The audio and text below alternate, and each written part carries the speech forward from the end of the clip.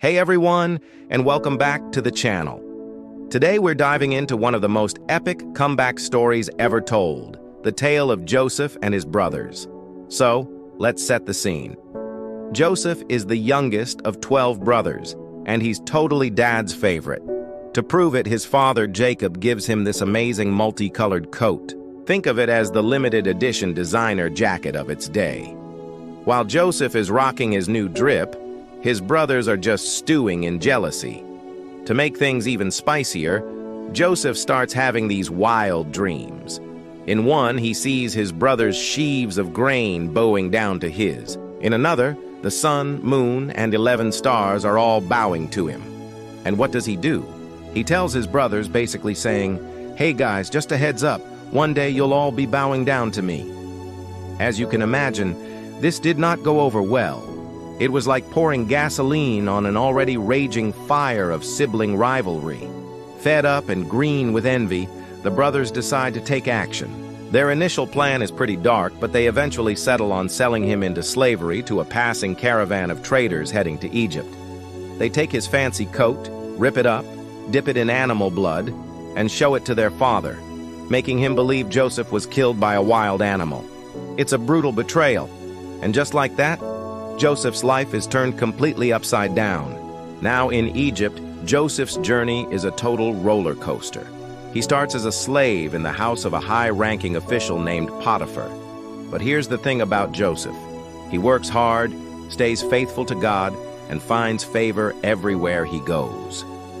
Genesis tells us, "The Lord was with Joseph so that he prospered. He quickly rises to become the head of Potiphar's household." But trouble finds him again. Potiphar's wife tries to seduce him, and when he refuses, she falsely accuses him, and he gets thrown into prison. But even in prison, Joseph's character shines. Joseph was the go-to guy in prison for anyone trying to decode a weird dream. It wasn't long before his reputation reached Pharaoh, whose own dreams were so puzzling they were keeping him up at night. Joseph was called in to bring some much-needed clarity and a little relief to the palace.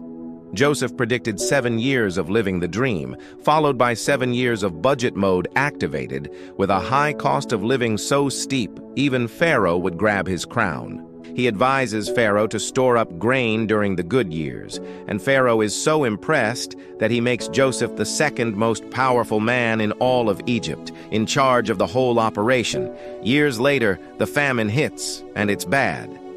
People were lining up from all over the region for food in Egypt, like it was a Black Friday sale, when suddenly, bam, Joseph's 10 older brothers walked in. Little did they know, the guy running the store was the brother they'd sold years ago. Awkward. They come before him, desperate for grain, and bow down, not recognizing the powerful Egyptian ruler as the little brother they sold into slavery years ago. This is Joseph's moment. He could have taken revenge, he could have made them pay for what they did.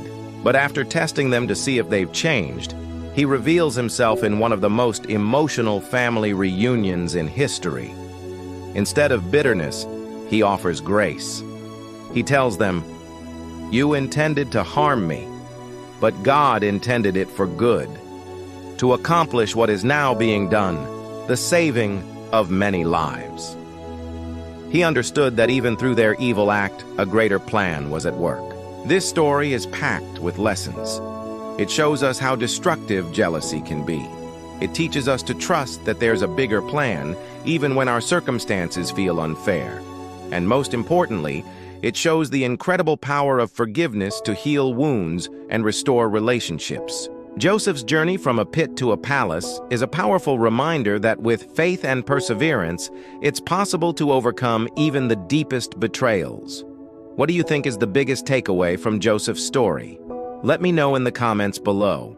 Thanks for watching, and if you enjoyed this video, don't forget to like, subscribe, and hit that notification bell so you don't miss our next one. See you soon!